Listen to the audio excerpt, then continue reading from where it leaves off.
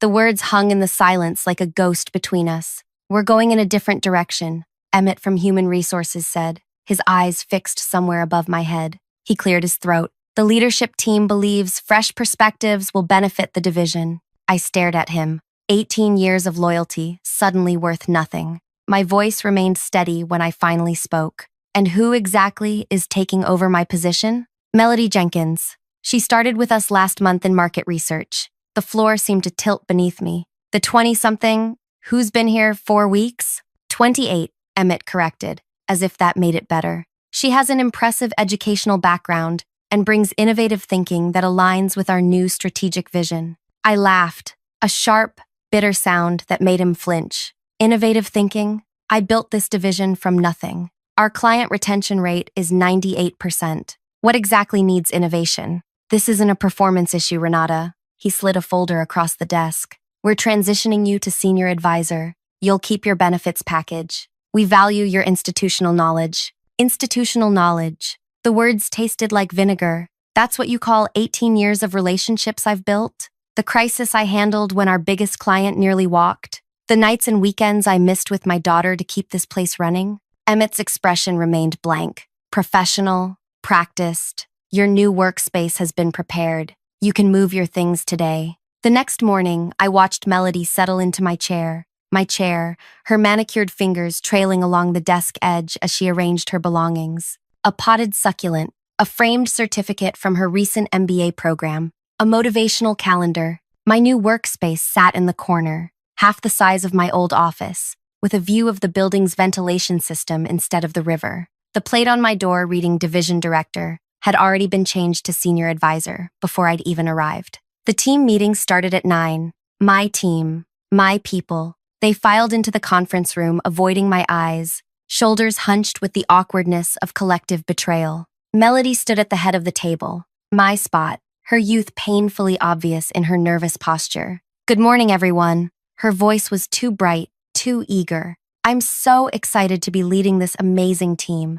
I've been reviewing our client portfolio and have some thoughts on restructuring our approach. I watched silently as she stumbled through client names. And our work with Mas on Ellie needs a refresh. Masi Nelly, I corrected quietly. They're very particular about the pronunciation. 20 pairs of eyes swung toward me. Melody's smile tightened. Right. Thanks for that, Regina. Renata. Of course. Sorry about that. She laughed nervously. As I was saying, I glanced down as my phone vibrated with an incoming message. The sender name made my heart skip. Dario Massinelli, heir to the Massinelli business empire and my main contact for our largest client. First meeting confirmed. Tuesday, 8 a.m., usual place. Curious about recent changes. I slipped my phone back into my pocket, allowing myself the smallest smile as Melody fumbled through explaining project timelines she clearly didn't understand. My fingers tapped lightly against my thigh, counting down. 3, 2, 1. Excuse me, Jamie from Finance interrupted. But doesn't this timeline conflict with the Massinelli quarterly review? Melody blinked. Well, we can adjust. The Massinelli review requires 6 weeks of preparation. Anna from Analytics added. We always block that time. It's been this way for 7 years. The room grew uncomfortably quiet as Melody shuffled through her notes, finding nothing. This was only the beginning. Before we continue, thank you for taking the time to read this story. If you're enjoying it so far, please hit that like button and subscribe to catch more stories like this one. Your support means everything, and your comments help me know what resonates with you. Now, let's get back to how this corporate nightmare unfolded. My name is Renata Vega. For 18 years, I'd poured everything into building the regional market division of a top consumer insights firm. I had started as a research assistant and climbed to division director through pure determination and strategic brilliance. I knew every client by name. I remembered their children's birthdays. I solved problems before they became disasters. I was 46, with the first silver strands appearing in my dark hair, earned through years of stress and sacrifice. My daughter Zoe had grown up watching me work late nights, miss school plays, and postpone vacations. Just until this project wraps up, I'd always say. The projects never stopped. The signs of my impending removal had been subtle at first. CEO Jerome started bringing Melody to executive lunches without explanation. My meeting invitations disappeared from my calendar. Technical glitch, IT claimed. Projects I'd nurtured were suddenly reassigned for fresh perspective. I should have seen it coming.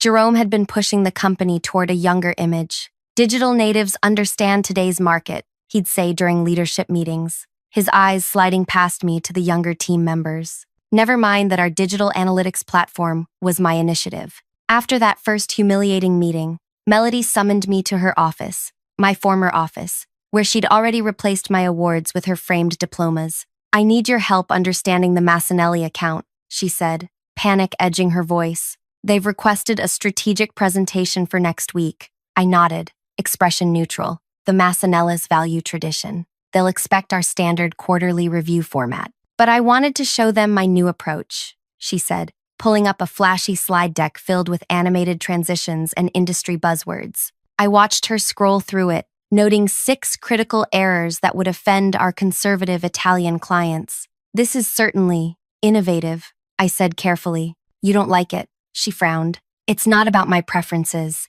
It's about what works with this particular client." Her eyes narrowed. "Jerome hired me to modernize things, Renata. The company needs fresh energy." The subtext was clear. "You're obsolete." That night at home, I sat at my kitchen table, laptop open, a glass of wine untouched beside me. Zoe found me there at midnight, still staring at my email. "Mom, are you okay?" I looked up at my 20-year-old daughter, her face concerned. "They replaced me," I said, the words still strange in my mouth, "with someone younger, someone with less experience than you have babysitting."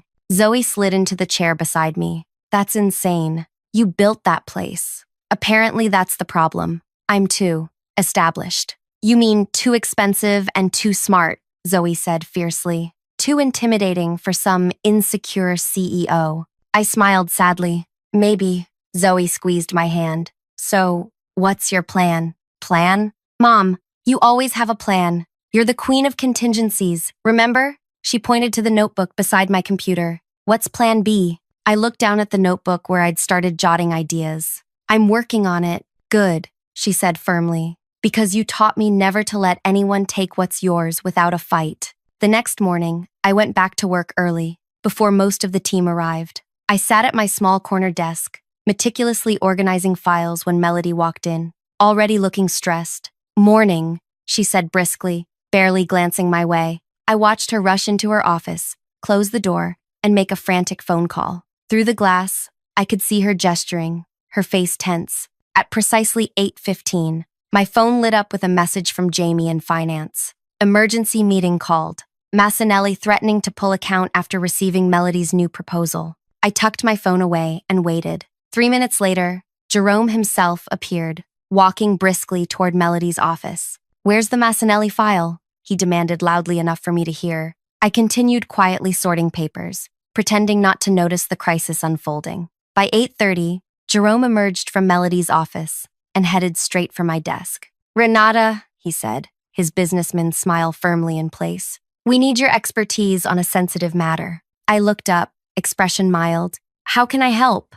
"The Massanelli situation. Has there been a misunderstanding with our oldest client?" I asked innocently. Jerome's smile tightened. Melody tried introducing some updates to their service package. "There's been pushback." "That's unfortunate." I maintained eye contact, making him squirm slightly. "We need you in the emergency meeting. You know Dario better than anyone." I nodded, gathering my notebook. "Of course. Happy to help." The conference room was tense when I entered. Melody sat at the head of the table, face pale, Jerome next to her. The speakerphone in the center connected us to Dario Massanelli in Milan. "We have Renata joining us now," Jerome announced to the phone. "Renata?" Dario's voice immediately warmed. "Buongiorno." Finally, someone who understands our business. "Buongiorno, Dario," I replied, slipping into the Italian pleasantries I knew he valued. "Come sta la famiglia?" "How is Sophia's university experience going?" "Brillante. She loves Oxford." "She was just asking about your Zoe." I could feel Melody staring at me as I navigated the conversation with ease, gently steering Dario back to his concerns, explaining the miscommunication about his account, and assuring him that his preferred approach would remain unchanged. By the call's end, Dario was laughing. "This is why we trust you, Renata. You understand the value of relationship, of history. After we disconnected, Jerome cleared his throat. Excellent work, Renata. This is exactly why we value you as an advisor. I smiled pleasantly, happy to help. If there's nothing else, I should get back to my transitional duties. As I walked out, I felt Melody's eyes burning into my back.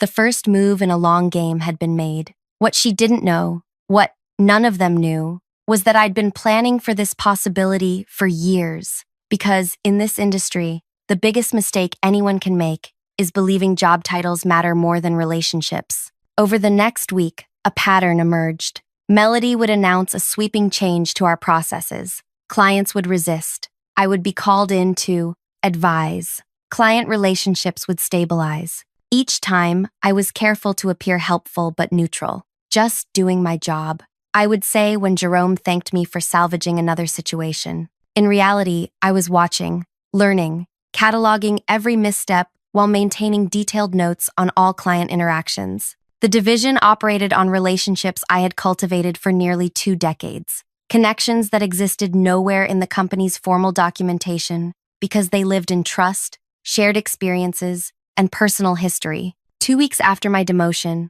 Melody called me into her office. She'd removed my awards shelf and replaced it with a meditation corner, complete with a small fountain. The gentle, burbling water couldn't mask her anxiety. I need the background on the Westerly account, she said without preamble. They're refusing to work with anyone but you. I nodded. Harper Westerly values consistency. Her company was our first major client. I know that, Melody snapped. I read the file. What I need is whatever you know that isn't in the file. I considered her for a moment. Harper's son has autism. She schedules all meetings around his therapy appointments on Tuesdays and Thursdays. She never takes calls between 2 and 4 p.m. She prefers data presented visually, needs time to process information before decisions, and values honesty above all else. Melody scribbled notes frantically. Why isn't any of this documented? It's personal information shared over 15 years of building trust. Not everything belongs in a database. Her eyes narrowed. You've been intentionally keeping information to yourself to make you indispensable. The accusation hung between us. I maintained eye contact, voice even. I've been building relationships the way this business requires. The information has always been available to anyone who asked. Well, I'm asking now, she said, sliding a legal pad across the desk. Write down everything about every client, everything you know that others don't. I took the pad, of course, happy to help with the transition. That evening, I called Harper Westerly from my personal phone. They've got that child running your division? Harper's incredulous voice filled my kitchen. Jerome has finally lost his mind. She's trying her best, I said diplomatically. Her best included sending me a proposal that ignored our entire sustainability initiative, Harper replied. Then she suggested meeting during Ryan's therapy time. When I declined, she asked if I could just skip it this once. I winced. I'm sorry about that.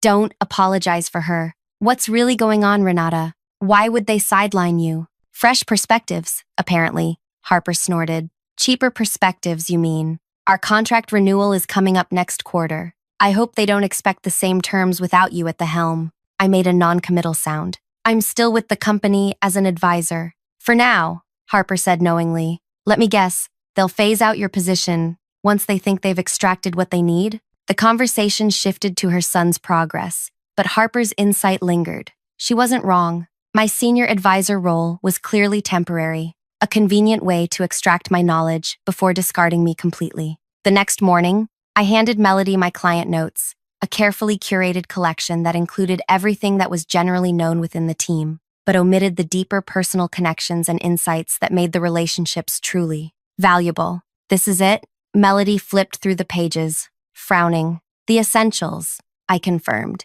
The rest comes with time and relationship building. She muttered something under her breath that sounded like convenient before dismissing me. That afternoon, our team gathered for the monthly progress meeting. I sat in the back corner, observing as Melody presented her vision for restructuring our client approach. We need to standardize our processes, she announced, displaying a rigid timeline of client interactions. Too much of our current workflow depends on individual relationships rather than scalable systems. Jamie from finance raised his hand. Won't that undermine the personalized service our clients expect? Personalization can be systematized, Melody insisted. We'll create detailed client profiles and protocol libraries. I watched my team exchange glances. They knew what Melody didn't, that our clients valued the human connection above all else. They stayed with us because we remembered their children's names, their preferences, their histories. No database could replicate that. After the meeting, Anna from Analytics lingered by my desk.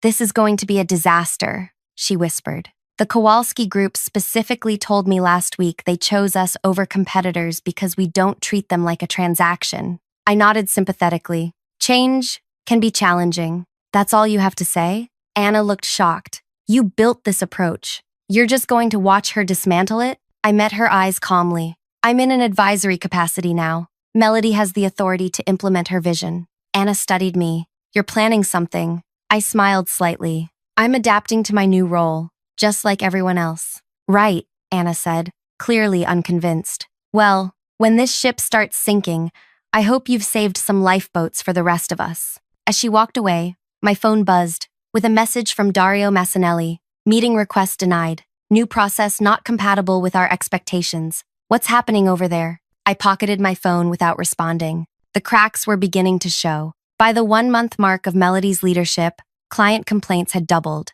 3 smaller accounts had already announced they were exploring other options. Team morale plummeted as Melody implemented rigid reporting structures that doubled everyone's administrative workload. Jerome started appearing in our department more frequently, his forced smile growing thinner with each visit. I maintained my quiet corner position, diligently completing the increasingly meaningless tasks assigned to me, while watching the division I'd built begin to crumble. "You need to do something," Jamie cornered me in the break room. "Ferguson Hotels is threatening to walk. That's $1 million account. I'm sure Melody has a plan," I replied, stirring my tea. Jamie lowered his voice. "The team is talking. Some are updating their resumes. Anna has an interview next week." That got my attention.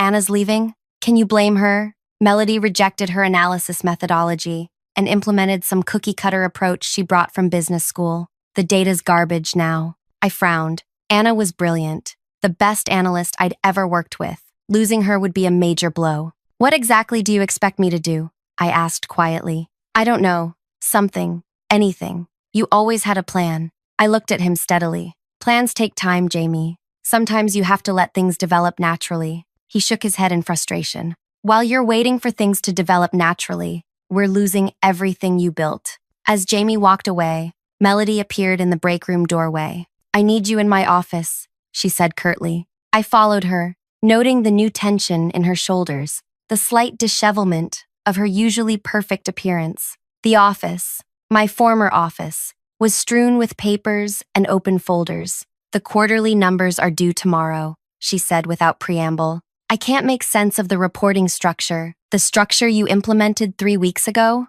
I asked mildly. Her jaw tightened. "The structure that your team is clearly sabotaging. Nothing adds up. The client satisfaction metrics are plummeting, and the revenue projections are worse." I took the report she thrust at me, scanning it quickly. "These aren't signs of sabotage, Melody. They're accurate reflections of what's happening. 3 clients have already reduced their service packages. Ferguson Hotels has indicated they may not renew. Because your team has poisoned them against me." I kept my voice level. "The clients are responding to changes in our approach. The personal touch matters in this industry." The personal touch was holding us back. She slammed her hand on the desk. "We need scalable, repeatable processes that don't depend on individual relationships." Jerome agrees with me. "Then perhaps you should discuss the reporting structure with Jerome." Her eyes narrowed. "You're enjoying this, aren't you? Watching me struggle while you sit in your corner, playing the wise martyr. The division failing proves you right." I set the reports down carefully. "I want the division to succeed. These are my people, my clients, but I'm not in a position to direct strategy anymore." "Then help me fix this," she demanded. I studied her for a moment. "What exactly are you asking?" "And take over the quarterly report. Make it make sense. Show me how to present these numbers without Jerome firing me on the spot." And there it was, the leverage point I'd been waiting for. I nodded slowly. "I'll need access to all the client files again, and I'd like Anna pulled off her current project to assist me." Melody hesitated, then nodded tersely. "Fine, whatever it takes. The presentation is at 10 a.m. tomorrow. As I left her office, I allowed myself a small smile. The chess pieces were moving exactly as anticipated. What Melody didn't realize was that I wasn't playing to win back my old position. I was playing a much longer game. That night, I worked late in the office, long after everyone else had left. With my temporarily restored access, I compiled a comprehensive analysis of division performance, before and after Melody's arrival. The numbers told a stark story that no amount of creative presentation could disguise. Anna joined me around midnight, coffee in hand. "So, we're saving her ass?" "We're doing our jobs," I replied, not looking up from my screen. "You know what I don't understand," Anna said, settling into a chair beside me. "Why aren't you angry? They took everything from you and handed it to someone who's destroying it. How can you just sit there so calmly?" I finally looked up. "Who says I'm not angry?" Anna studied my face. "You're plotting something." "I'm responding strategically to changing circumstances." A slow smile spread across Anna's face. "The quarterly numbers are really bad, aren't they?" "They reflect reality," I said carefully. "And no amount of presentation magic can hide that." I nodded. "Exactly." Anna's eyes widened slightly. "You're letting her fail spectacularly in front of Jerome and the executive team." "I'm helping her present accurate information in a clear format." We worked through the night, creating a presentation that was meticulously accurate, beautifully designed, and absolutely devastating in its clarity. There would be no hiding from these numbers. As dawn broke, Anna looked over our finished work and whistled softly. "This is either going to get you your job back or get you fired completely." I saved the file and sent it to Melody. "Perhaps, but sometimes you have to be willing to risk everything to gain anything worthwhile." What I didn't tell Anna was that the presentation was just one small move in a much larger strategy. A strategy that had been set in motion the very day Jerome had first brought Melody to an executive lunch 3 months earlier. The quarterly presentation unfolded exactly as I anticipated. Melody stood before the executive team, clicking through the meticulously crafted slides Anna and I had prepared. Each graph told the story of a division in rapid decline. Client satisfaction fallen by 37%, new business acquisition down 42%, team productivity metrics showing alarming downward trends. "As you can see," Melody said, her voice growing smaller with each slide, "we're experiencing some transitional challenges." Jerome's face had transformed from mild concern to barely contained fury. "Transitional challenges? This is a nosedive, Melody. What exactly is your plan to reverse it?" She glanced desperately in my direction, where I sat quietly against the wall. I kept my expression neutral, offering neither rescue nor satisfaction. "I've developed a new client engagement framework," she began, pulling up a slide I'd never seen before. "By standardizing our approach across all accounts." "Standardizing?" Victoria, from the executive board, interrupted. "Our competitive advantage has always been customization." "Yes, but customization isn't scalable," Melody argued. "Growth is irrelevant if we're losing existing accounts," Jerome cut in. "Ferguson Hotels is worth $3 million annually. I received a call yesterday saying they're reviewing their options." The room fell silent. Melody's hands trembled slightly as she gripped the presentation remote. "Perhaps Renata has some insights," Victoria suggested, turning toward me, given her history with these accounts. All eyes shifted to my corner. I straightened slightly. "The relationships with our key clients have been built over many years. They value consistency and personal connection. Rapid changes can be unsettling for them." "That's putting it mildly," Jerome muttered. "This is a disaster." Melody's face flushed. "I was brought in to modernize the division. You said we needed fresh perspectives." "Fresh perspectives. Yes. Complete dismantling." "No." Jerome closed his laptop with a snap. "We need immediate damage control. Renata, can the Ferguson account be salvaged?" I paused, letting the question linger just long enough. "Possibly. Damian Ferguson and I have a strong working relationship. I could reach out personally." Jerome nodded briskly. "Do it, today, and review all at-risk accounts." He turned to Melody. "We'll discuss your role after this crisis is contained." As the meeting dispersed, Melody cornered me in the hallway, her voice a harsh whisper. "You set me up. That presentation was designed to make me look incompetent." I met her gaze calmly. The presentation showed accurate data. Nothing more, nothing less. "You're enjoying this, aren't you? Watching me fail so you can swoop in and save the day." I kept my voice low. "I didn't create this situation, Melody. I'm simply responding to it. Her eyes narrowed. This isn't over. I watched her storm away, knowing she was right. This wasn't over, but not in the way she imagined. Back at my desk, I made the call to Damian Ferguson. His gruff voice answered on the second ring. Renata, about time. What the hell is happening over there? Growth pains? I replied smoothly. Nothing that can't be addressed. Your replacement suggested we eliminate the sustainability reporting that's central to our brand identity, he said, then pitched a standardized approach that completely ignores our unique market position. A misunderstanding. I'd like to meet to discuss your concerns personally, he grunted. My concerns are that the person who understood our business is sitting in a corner while some kid dismantles 18 years of partnership. Perhaps we could discuss this over lunch tomorrow? Fine. The usual place. Noon. I hung up and found Jerome hovering nearby. Well? He asked anxiously. He's agreed to meet. I'll handle it. Relief washed over his face. Good. That's good. He hesitated. Listen, Renata, perhaps we were hasty in restructuring your role. Once this situation stabilizes, we should discuss your position. I nodded noncommittally. Of course. For the next week, I moved methodically through our client list, meeting personally with each one, soothing concerns, and rebuilding confidence. The team's mood lightened as accounts stabilized. Melody grew increasingly marginalized, relegated to administrative tasks while I handled client relations. The power shift was subtle but unmistakable. When I spoke in meetings, people listened. When Melody attempted to assert authority, sidelong glances came my way for confirmation. Exactly 17 days after the quarterly presentation, Jerome called me into his office. Melody sat stiffly in one chair. Victoria from the board occupied another. Renata, thank you for joining us, Jerome began,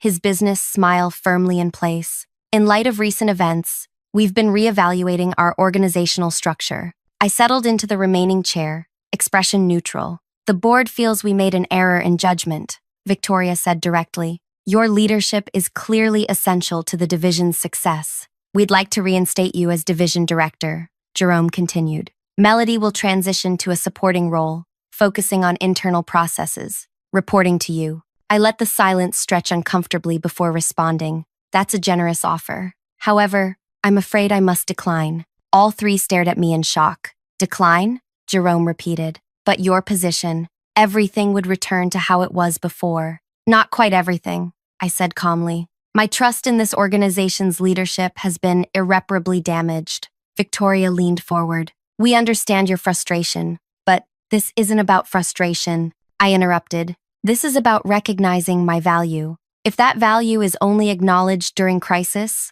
then perhaps my talents would be better appreciated elsewhere. Jerome's expression darkened. You're threatening to leave? Now? Not threatening. Informing. I pulled a folder from my bag and slid it across the desk. This is my formal resignation, effective immediately. This is ridiculous, Jerome sputtered. You can't just… I can, I said. And I have another announcement. As of yesterday, I've established my own consulting firm. Victoria has already seen my proposal. I turned to her. Isn't that right? Victoria had the good grace to look uncomfortable under Jerome's shocked stare. You approached our board member? Jerome asked incredulously. Actually, she approached me, Victoria admitted, with a very compelling business proposition. I'll be offering specialized consulting services focusing on relationship-based client management, I explained.